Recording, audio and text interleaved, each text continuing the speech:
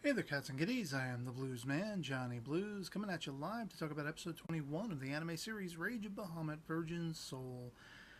And man, much as I speculated and discussed in my previous episode discussion video, Joan D Ark is on the warpath. And it's not only her, it's Azazel as well. I mean, he kind of waited to see what was going to happen with Joan D Ark, and as soon as she left with Sophia back to the heavenly realm, that was it. Azazel was done. I was frankly shocked that we opened this episode seeing, Favreau having witnessed Alisand making his escape after attempting to murder, Mugato L.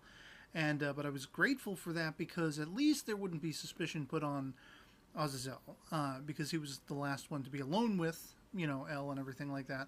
And it really wouldn't have made sense anyway. I think most of the characters would have been like, well, they've been very close, so why would Azazel do that now, if at all, that kind of thing. But with Favreau seeing that, witnessing that, it basically closes the gap of uncertainty for Kaiser and for, Azazel as well. And after we have this really harrowing sequence of Rita trying to bring Elle back and it just failing and everything like that, that's enough for Joan. And I almost would not, even though I speculated that was going to be what happened, like when that other leg drops and she's back in heaven and she's pointedly telling Gabriel, the archangel, we're going after Charios and I'm leading the charge, I almost wouldn't have believed it. Even though it was my own speculation, even though I saw it coming, it's like it didn't become legit. It didn't become real to me until it actually happened. And just seeing Azazel being exploitative, in answer to that, seeking Lucifer and getting right up in Lucifer's face. And Lucifer's not having any of it, for the most part. But Azazel saying, look, now's the time. Now's the time. If there were any other better time, we would have already exploited it. But now we have her going to strike humanity, going to strike the supporters of Charios, and Charios specifically. If we hold any hope of making a move, it's now. Now is that time. And Lucifer's begrudging. He won't have any part of it. He thinks Azazel is speaking out of turn, largely. Until finally, by the end of the episode, the confirmation comes down with Joan d'Arc announcing her intentions for all to hear, confirming what Azazel had previously told Lucifer.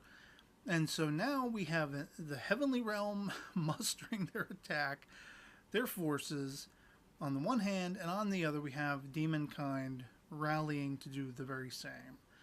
And much as I talked about, it feels like ages ago now, all of our sort of main cast of characters are caught in the middle. And I think, that's tantamount, especially with the small handful of episodes we have left. I'm assuming there's going to be plenty of conflict to come over the next stretch of episodes before the finale.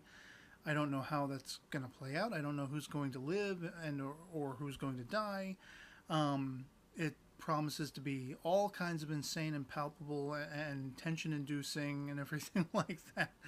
And very harrowing indeed. And I'm gobsmacked by that. I'm still mourning the loss of the character of Elle, even though because he was born of sort of a heavenly blessing, there was still a part of me while Nina's sweeping the floor, keeping herself busy, trying to keep herself occupied so as not to be, brought to boil or brought to the height of her sadness over the loss of this nearest and dearest friend. I'm almost expecting as she stops and talks to Elle's corpse, I'm almost expecting his eyes to open and him to sit up and smile and be reborn of a sort. And there was a point, thinking along those lines, when Joan is back in the heavenly realm and she's pointedly come face to face with the Archangel Gabriel and everything, Gabriel's expressions kind of struck me as odd. I mean, when she first hears the announcement that Sophia has returned, you know, she's been sitting there just sort of resting on her knees, looking depressive. And then she smiles. She's lit up like, oh, Sophia, my friend is back. Then she sees Jean d'Arc, and that smile fades away, almost bordering on disappointment. But then, with Jean d'Arc making that proclamation that we're going after Cherios, we're going after the humans who support him, taking him down once and for all, again, Gabrielle's face, her expression lights up. And in that moment, thinking in terms of, well, why isn't it easy enough to just have her bless, you know, Elle back to life or something like that, I had this fleeting hint that maybe this was orchestrated.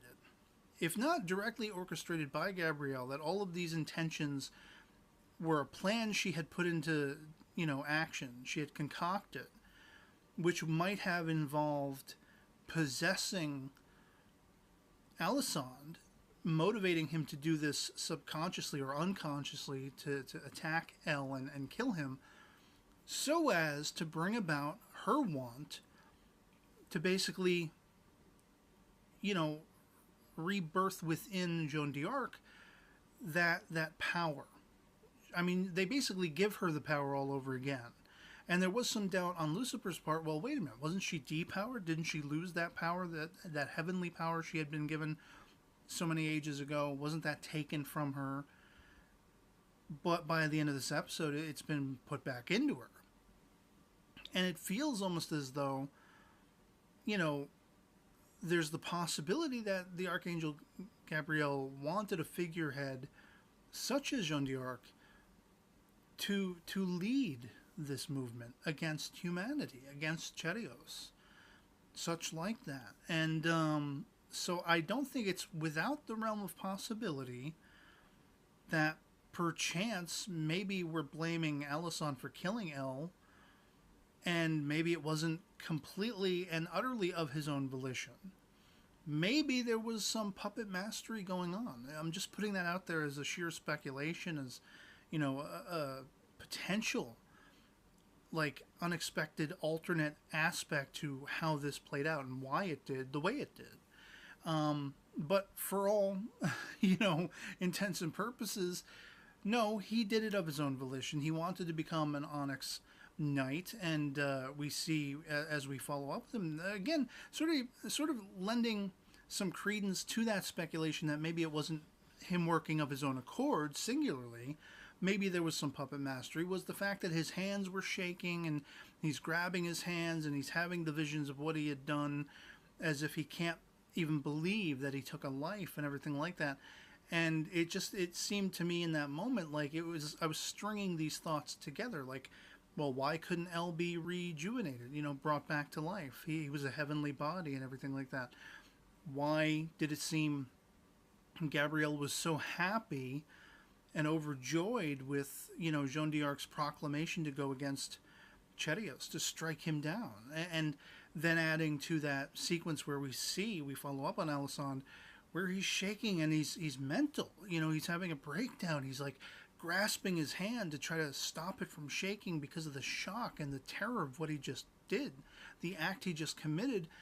And so, I mean, there's every rhyme and reason that he had never taken a life before, and that's why he's experiencing that. But all of those other, you know, extra strands came together and formulated the hypothesis that maybe there was something more going on. Maybe this was orchestrated outside of what we're seeing. You know, what we're seeing straight playing out in front of us. But I don't know. You know, maybe that's just my flights of fancy in answer to all of this. But it was damn near heart-wrenching being awakened at the start of this episode with the actual palpable death, the dying of Mugato, of Elle, and then answering to that by the end of the episode. You know, I could highly relate to Nina's finally breaking down, because when I lost my dad, it took me a full year of keeping myself occupied, of keeping the family going, of having to take on responsibilities, of starting to pay the bills and do the paperwork and everything like that. Help my mother out in any case with that. Also, take part in raising my sister and all these adult responsibilities. And I wasn't even 18, you know. And so I had to grow up fast. And finally, after a year, around the time we started to figure out that our mom was also starting to have health issues that, you know, might preclude her having a long, happy, healthy life, I almost had a nervous breakdown. And I literally broke down. And finally, I just came crushing under the weight of all of that and sort of graceful in a sense. And I think Nina should be grateful that she was able to do it much sooner. That it didn't take much, not a lot of time had to pass before she was reminded of how much Elle meant to her and their experiences together. They weren't around each other for all that long, but all of the things they experienced together were grand memories. And she, you know, with finding like the skirt portion of the dress she had decked him out in, thinking he was a she and everything like that, and it got me emotional because I realized what she was going through in that moment, what she was recalling back to. And then finally she just let go. She exposed all of that internal conflict. She thought she was broken. She couldn't feel it. It was that denial, it was that shock. Her brain hadn't brought herself about to wrapping itself around the loss of Elle. And again, that's something that I experienced myself with the loss of my dad, you know. It took a very long time. I mean, I felt the impact of his absence immediately. But really understanding how life is still an ever-chugging train down the line and all those things, and keeping going and, you know, trying not to really dwell on it and think about it. There's only so long you can accomplish that before it'll eat you away inside. And so you need to release it. You need to have that expressive, explosive outcropping of those emotions. Otherwise, you know, you're just going to flush yourself down the drain. And to see that finally coming full force for Nina, if I said, you know, that seeing Joan D Ark becoming the figurehead of this movement, being on the warpath, was somewhat of a surprise, that I couldn't have believed it had I not seen it, even though I speculated that would be the case. Well, Nina's turning on a dime by the end of the episode was even that much more gobsmacking to me, because she's talking to Favreau and she tells him, she gets up and she's got that stern expression, that expression of consternation, and she's not having any more of this. Did Chadios order the death of Mugato? Did he order the death of me, myself? She's been harboring this internal conflict, this uncertainty, and there's only so much Favreau can do to allay any of that. I mean, there's only so much he knows. There's only so much any of these main characters knows for sure. But whatever the case, she is resolved by the end. They're all resolved. They've got to do something to try to keep the peace, to try to you know, rein in as much of the fallout that's coming as they can, if at all possible. But she is not going to have any more of this. She's not going to let a corrupted soul, seemingly like Chadios, end the lives of anyone else she cares about. And she's a humanitarian. For half dragon folk, half human, I mean, you know, she calls back on the death of her own father, the sacrifice he made, and the impact that had on her. She associates that with Elle. And so she is very cognizant of how it's not just the people right here in front of her. You know, Kaiser, Favreau, Bacchus, Hamsa, Rita, all of that. It's not limited to that. It's life in general. She wants to save it. And if it means, she doesn't come out and say it, but if it means putting Chadios to death of her own accord, she may be at the point where she'll be motivated to do it, to carry it out. And again, that's absolutely gobsmacking. So I'm going to be really heavily, tentatively curious and excited to see just where in the hell this goes in this last stretch of episodes to round this all out. I'm expecting at least an episode or two straight through of being just all out calamity. And I really have no predictions at this point. I feel like all bets are off. Anyone could go by the end. Anyone, of these main characters' lives could be snuffed out by the end. But I guess we'll see what happens. And I'd love to hear from you guys in the comments below what you thought of this particular episode of Rage of Bahamut Virgin's Soul, if you've seen it as well. You can always hit that like if you want to support this video, if you like this content that I put out, these discussions, but more so, take the time, post a comment, let me know your thoughts on the episode. Love it or hate it, anything goes. Our POVs can certainly disagree as long as we have a great conversation. That's why I do these videos. That's why I make these videos, upload them, just to have a great conversation. And so yeah, otherwise I'll be definitely heavily waiting to see where this goes in the next one. And that'll be pretty much it for me on this. Hope this video finds you well, and I'll catch you all later. Peace.